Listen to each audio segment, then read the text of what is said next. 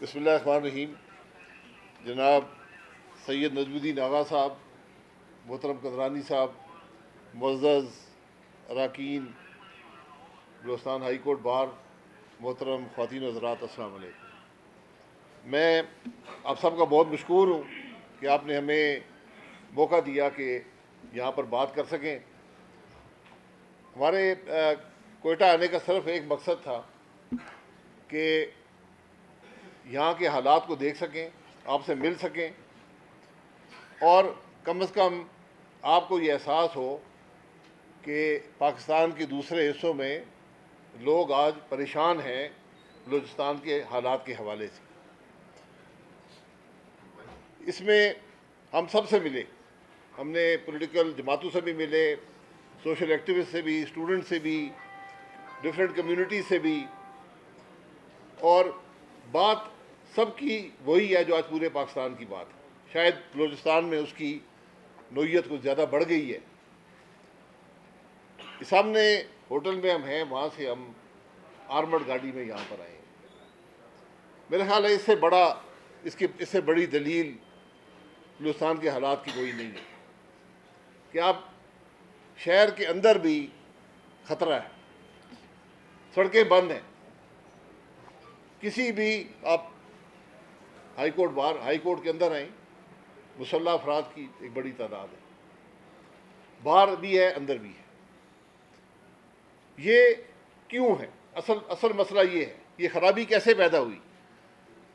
ہمیں بدقسمتی سے، اور یہ شاید ہماری جو پریشانی ہے اس کی یہ ایک واضح مثال ہے کہ ہم ملک کے مسائل کے بارے میں بات کرتے رہتے ہیں. وہ مسائل کیوں ہیں، اس کے حل کیا ہیں، اس پر ذرا بات کم کی جاتی ہے. ہم نے جو ایک نئی جماعت شروع کی، اس کا مقصد یہ ہے کہ کم از کم ملک کے مسائل کی بات کر سکیں، اس کے حل کی بات کر سکیں. جماعت کے اندر صلاحیت ہو، جماعت کے اندر انٹیگریٹی ہو، جماعت کے اندر تجربہ ہو جو ملک کے معاملات کی بات کر سکے. آج بلوچستان کا نوجوان جو ہے وہ بندوق اٹھا کر پہاڑ کا اس نے رخ کیا ہے. یہ ایک حقیقت ہے یا نہیں ہے؟ ہم اس کو مانیں یا نہ مانیں، یہ کیوں ہوا ہے؟ یہ جو آج غیر لاقانونیت ہے ملک کے اندر بھی، بلوچستان میں خاص طور پر، یہ کیوں ہے؟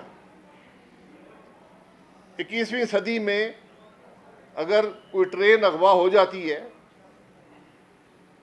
یہ دنیا میں کبھی ہوا ہے پچھلے 100-150 سال کے اندر؟ یہ حالات کیوں ہیں؟ اس کا حل ہم نے تلاش کرنا ہے. اگر ہم آج اس پہ بات بھی نہیں کریں گے تو حل کیسے تلاش کریں؟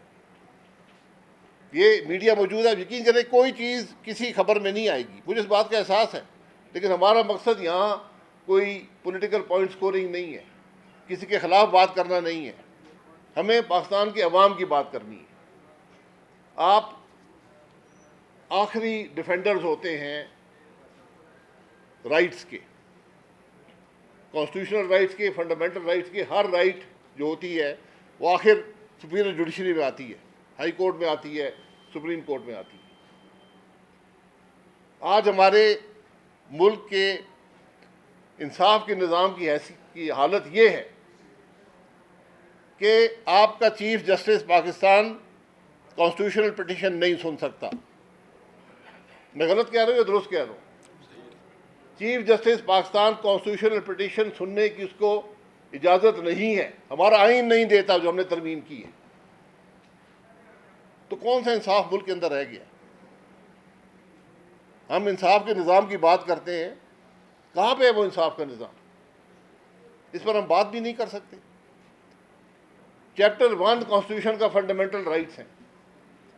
پاکستان کا آئین معمولی آئین نہیں ہے. یقین کریں میں نے بہت سے دنیا کے آئین دیکھے ہیں، اتنا مفصل آئین دنیا میں شاید کسی ملک کے پاس نہیں ہے. کانسٹیٹیوشنل آفس ہولڈرز کے اوتھ بھی اس کے اندر ہیں. میں نے خود 11 دفعہ اس آئین کے تحت اللہ کو حاضر ناظر جان کر حلف اٹھایا ہے، آئین کا دفاع کرنے کا حلف اٹھایا ہے. آج ہم تمام کانسٹیٹیوشنل آفس ہولڈرز اس ملک کے آئین کو ہر روز پامال کرتے ہیں. پھر ہم توقع کرتے ہیں کہ ملک چلتا رہے گا، اس ملک کے لوگ اکٹھے رہیں گے۔ ناانصافی جب ہوتی ہے وہ ملک کی جڑ کو کھوکھلا کر دیتی ہے۔ آج یہی کیفیت ہے ہماری، آج کہیں انصاف نہیں ہے۔ یہ آرٹیکل 8، 9، 10، 28 تک، ان میں سے کون سا آرٹیکل ہے جو روز وائلیٹ نہیں ہوتا؟ کون سا آرٹیکل ہے جو ہر روز ہر تھانے میں وائلیٹ نہیں ہوتا؟ پھر انصاف رہے گا ملک میں؟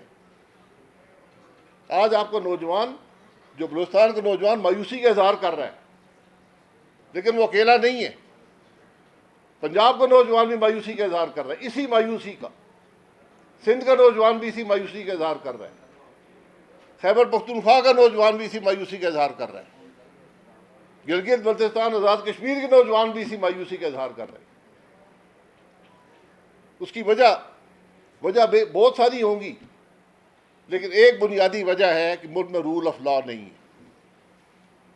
ہمارا ملک آئین کے مطابق نہیں چل رہا، آج بھی نہیں چل رہا، اس سے پہلے بھی نہیں چل رہا تھا۔ جس وقت تک آپ اس کو درست نہیں کریں گے، کسی بہتری کی امید مت رکھیں۔ ہمیں اس بات پر کھڑا ہونا پڑے گا کہ ملک کا نظام آئین کے مطابق چلے۔ کسی کو آئین پسند نہیں ہے، بدل لیں اس کو۔ رات کے اندھیرے میں آپ نے بدلا ہے نا؟ کیا آئین اس طرح بنتے ہیں، اس طرح بدلے جاتے ہیں؟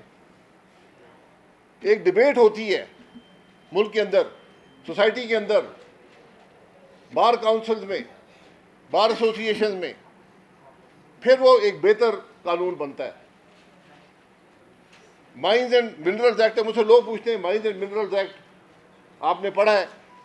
میں نے کہا جی میں نے نہیں پڑھا۔ میں نے کہا بہرحال کل سی ایم صاحب سے ملاقات ہوئی، میں نے کہا یار ایک کاپی تو مجھے دے دیں۔ انہوں نے کاپی دے دی ہے، میں اس کو پڑھوں گا، لیکن اس میں ایک بنیادی بات کہ اگر وہ قانون متصادم ہے تو غلط قانون ہے۔ ہماری جوڈیشری کی ذمہ داری ہے کہ اس کو اسٹرائک ڈاؤن کریں، یا اس ملک کے سیاستدانوں کی ذمہ داری ہے کہ اس کو درست کریں، اور وہ یہ ہے کہ اگر وہ آئین کے اندر جو حقوق صوبے کو دیے گئے ہیں اس سے متصادم ہے تو وہ آئین، وہ قانون نہیں بن سکتا۔ یہ سیدھی بات ہے۔ بلوچستان کسی پیمانے پر، کسی ماہر سے پوچھ لیں، بلوچستان کو پاکستان کا سب سے امیر صوبہ ہونا چاہیے۔ جو آئین کے اندر وسائل کی تقسیم ہے، جو وسائل کے اوپر کنٹرول ہے، اس کے مطابق بلوچستان کو سب سے امیر صوبہ ہونا چاہیے، چند فیصد سے نہیں، کئی درجے سے۔ وہ کیوں نہیں ہے؟ آج سوال یہ کرنا چاہیے، آپ کی صوبائی اسمبلی کو یہ سوالات کرنے چاہیے۔ ریکوڈک کا جو بھی ہوا لمبی کہانی ہے، ہو گیا ہے، سب کا اس میں قصور ہے، قصور سب کے ہیں، جوڈیشری کا بھی ہے۔ میں نے اور ڈاکٹر مالک صاحب نے تمام ریکوڈک کی جو آربیٹریشن تھی اس میں ہم صبح سے رات تک کئی ہفتے بیٹھے رہے۔ ہم سے وہاں پر وہاں پہ جو آربیٹریٹر تھے انہوں نے ایک دن ڈاکٹر مالک صاحب اور مجھے روک لیا کہ اب ذرا بیٹھ جائیں، جب ختم ہوئی شام کو آربیٹریشن۔ انہوں نے کہا کہ آپ کے جو یہ جج ہوتے ہیں آپ کے ملک میں، یہ لائرز ہوتے ہیں، قانون پڑھا ہوتا ہے انہوں نے؟ ہم نے کہا جی بالکل، کیونکہ بہت سے ممالک میں آپ لائر نہ بھی ہو تو جج بن سکتے ہیں۔ میں نے کہا جی بالکل پڑھا ہوا ہے۔ انہوں نے کہا جو فیصلہ ہے آپ کی سپریم کورٹ کا ریکوڈک کے معاملے میں، اس کی آخری چند لائنیں پڑھ لیں۔ اس میں لکھا ہوا تھا کہ this agreement is declared void ab initio and ریسنڈیڈ immediately.